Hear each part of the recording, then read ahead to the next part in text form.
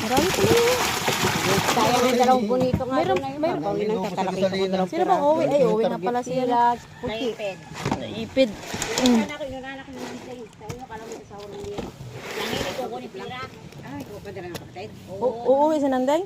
Pag hindi daw niya nakuha yun, Maubos yun. hindi daw niya, hindi na makukuha yun. Nahinga pala sa kapatid niya.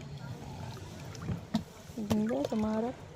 Tapin, ulam, sabaw. Isang klase lang pala itong isda namin ay. Masasa. Kaya nga, wala sa aming hasa, nasa inyo. Dalawang talakito ka doon, hinakit lang ng ulam na. Tsaka isang bonito. Hasa naman yata lahat to eh. Ulaman yun. Ginaulam. Pakilo, walo. Ito, talakitok mo kaya saan yun? Kira nga yung dalawang tulo. Ha? Bonito? Talakito ko nila, tsaka bonito. Ah, ulamin yun ah. Una pakilo yan. Napapauwi niya. Una yan. Ay, pala nagtagal si Nika dito. Ano siya? May...